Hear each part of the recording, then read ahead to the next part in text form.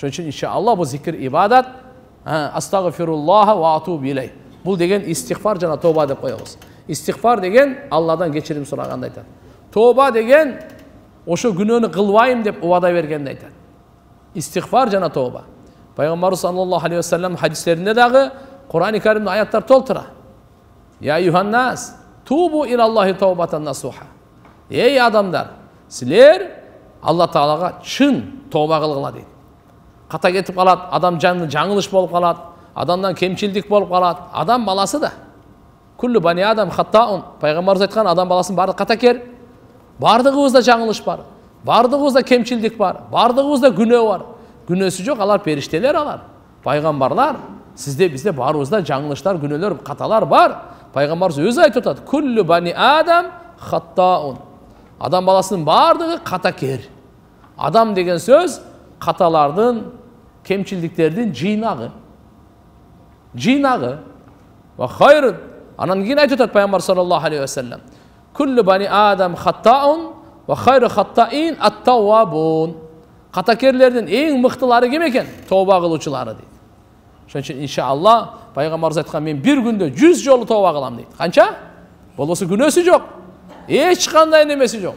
Үммөткө таалим үчүн, сизге бизге үйрөтүү үчүн пайгамбарыбыз ушундай кылып атса, бир күндө 100 жолу, 100 жолу. Астагфируллаха ва атубу илей. Астагфируллаха ва атубу илей. Истигфардын пайдасы мындай. Пайгамбарыбыз айтат: "Ман тамассака". Жок, ман лазимал истигфар. Ким истигфарды бекем карманса, түндөсү дагы, күндүзү дагы, жумушта дагы, сапарда дагы, үйүндө дагы, жакшылыкта, жамандыкта истигфарды бекем кармаса. Ман лазимал истигфар. Жа'алаллаху лаху мин кулли дийқин махраджа. Ва мин кулли хаммин фараджа. Ва разақаху мин хайсу ла яхтасиб. Аны Алла субханаху ва таала бардык жабылып калган эшиктерди ачат экен дагы. Истигфардын пайдасын караңыз. Пайгамбарыбыз айтат, бир ким бир эки үч жолу айтып коюп эмес, бекем кармап жүрсө, ман лазимал истигфар. Ким лазым тутса истигфарды, жаалаллаху лаху мин кулли дийқин махраджа дегени, ар бир ушу көңүлү кысылып кетти, жүрөгү кысылып кетти, ырыскысы тарланып кетти. Айтып аткан биздечи, бунун жолун жаап койгон. Бунун бактысын жаап койгон. Токто, кыжалат болу. Ача турган бар берде. Ал арам кылып ахиретин бузду. Бирок сизге Алла Таалам адал кылып ачкычты берип койду. Кандай? Истигфар. Бардык ага тупик жок экен. Истигфар айткан кишиге тупик деген жок. Такалып калган, жабылып калган деген жок. Алла бардык тардыкты кең кылып ачып коёт экен. Ва мин кулли хаммин фаража. Жана Алла субханаху ва таала ага бардык кайгыдан Алла Таалам ушундай бир курсанчылык берет. Жана күмөн кылбаган жерден ырыскысын жеткирет дейт. Ошон үчүн иншалла истигфарды бекем кармайын. Бунун бардыгы эмне болду? Зикир болду. Демек башынан ибадаттыга тургандар айтып атабыз. Биринчи намаз, орозо, зекет, ажылык умра, Кур'ан окуу, не болду? Зикир кылуу. Зикирди бардыгын айтып берди. Дуа.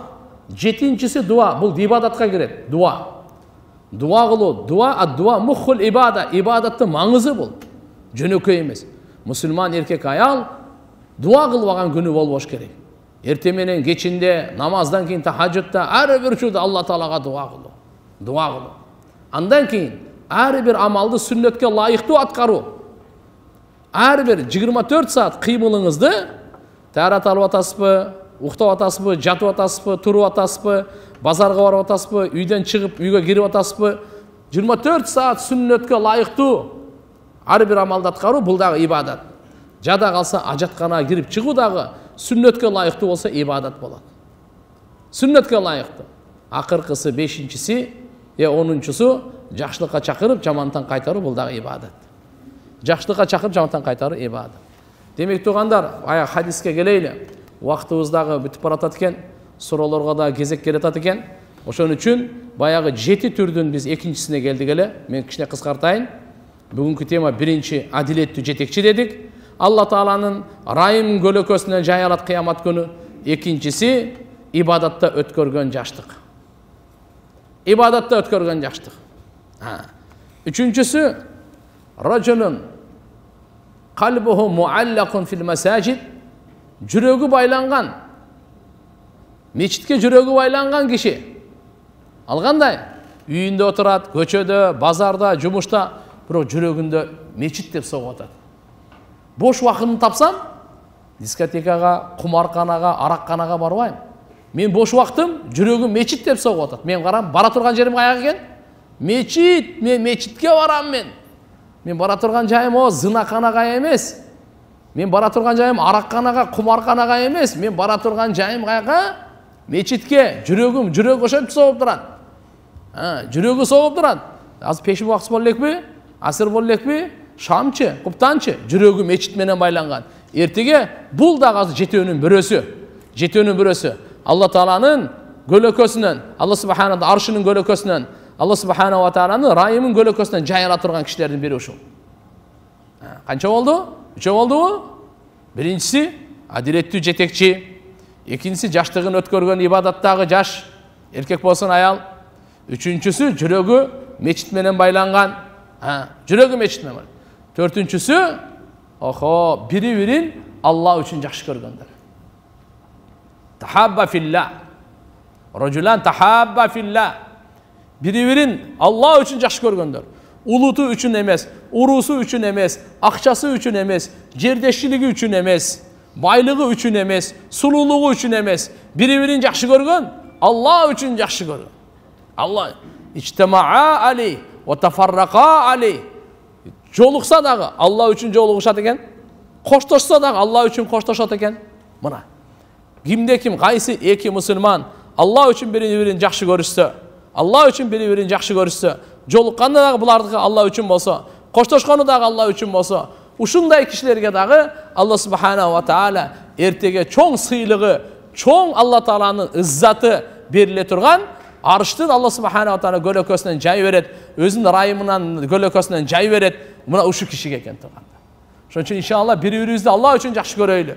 Алла үчүн башыбызды бириксин. Алла үчүн коштошойлу. Боптур дагы Алла үчүн. Ассаламу алейкум дагы Алла үчүн турган. Мынакей Алла үчүн бири-бирин жакшы көргөн ынтымактуулуу ушуларга дүйнөдө дагы Алла Таалам өзүнүн райымын берет, мухаббатын берет. Ахиретте болсо өзүнүн Алла Субханала райымынын көлөкөсүнөн насип кылат экен. Андан кийин рожулун тасаддака. Biz sadaka bergen kol. On kolu menen bergenin sol kolu bilmegen. Hatta la ta'lamu shimalu. Sadaka bir yemini. Özü sadakanı on kol menen beriş gereken. Sol kol menen bermeniz. Sünnet boyunca sadakanı qanday beriş gerek? Nam beresiz mi? Akça beresiz mi? Zeket beresiz mi? Belek beresiz mi? On kol menen. Qaysı kol menen? Bırak sol kol bilmeye kalsın da otat da. On kol menen bergendim niye bilmeye kalsın deyip? Solga qantip bilbey kalsın janında tursa. Ya. Bunun manisi uşul riyakörlük bolbosun. Koca görsün bolbosun. Maqtanуу bolbosun. Kılgan zeketinizdi Allah bilse oldu. Allah'ını güve kılınız. Kılgan bergen beleğinizdi, jardamыңызды, sadakаңызды, үшүрүңүздү бардыгын sadaka үшін берген. Ne olsun? Müslüman adam ertege kıyamet günü sadakasının kölökөсүндө болот дейт. Kim kançalı sadaka kılsa, oşoğa jaraşa kölökөсүндө olur. Sadaka berүү jaman ölümden saktayt, bilip koyun. Jaman ölümden saktayt, sadaka berүү. Sadaka berүү, jönökөй nerse mi? As-sadaka raddul bala. Baleni getiret. Peygamber sallallahu aleyhi ve sellem aytkanı uşol. Sizler ne kılgıla deyt? Sizler ooruluu adamlarыңарды darılagıla sadaka menen deyt. O davu, darılagıla. Kimdi? Ooruluu adamlarыңарды. Emne menen? Sadaka menen darılagıla. Sadaka menen. Sadaka berip darılagıla. Bu yakta biri orup atat, oşun atынан sadaka veriniz. Kan çıkarınız. Kolunuzdan gelişince. Kança. Giyiminiz bolsa da kişine nerseniz. Peygamber sallallahu aleyhi ve sellem aytkan. İttakun nar velev bi şiqqi tamratin. Ay sadaka verip turgula. Dozoktun otunan özüңөрдүn janыңарды saktagıla.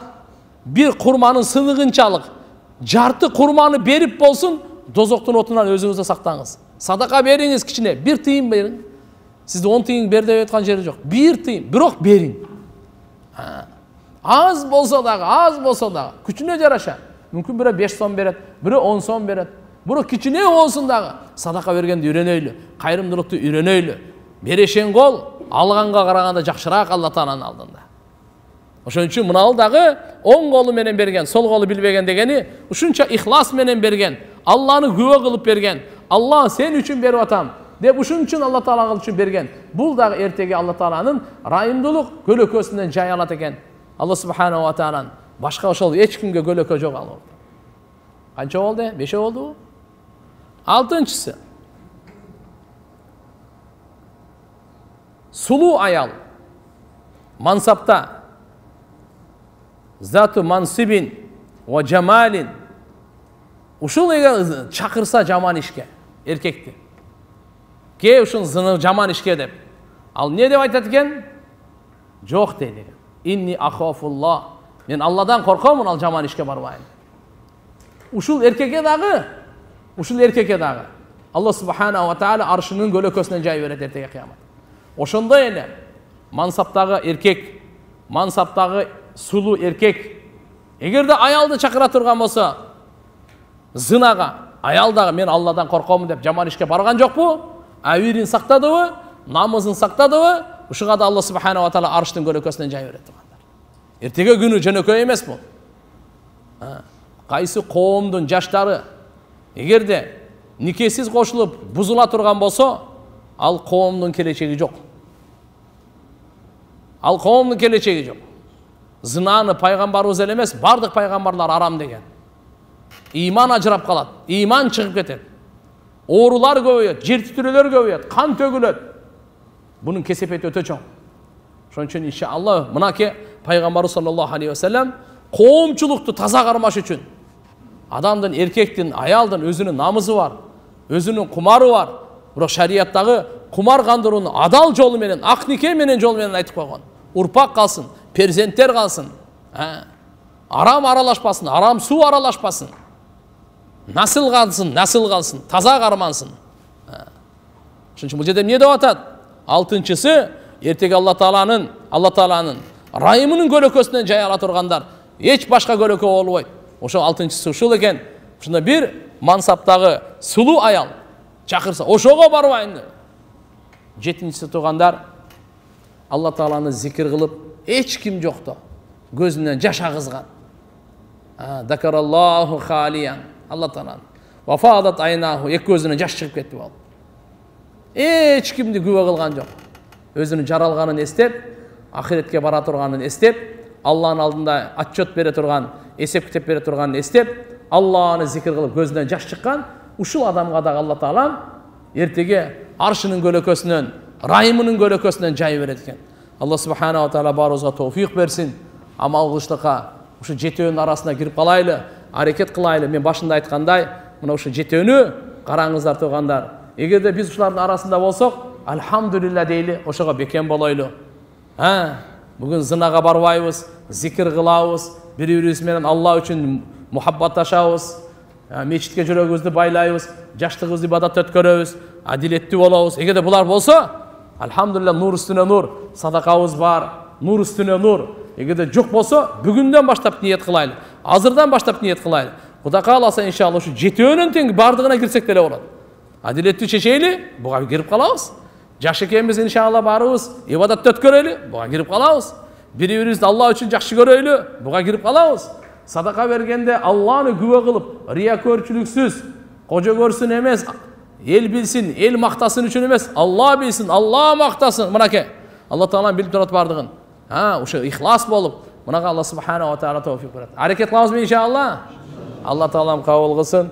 Азыр анда иншалла кезек суроолорго берели.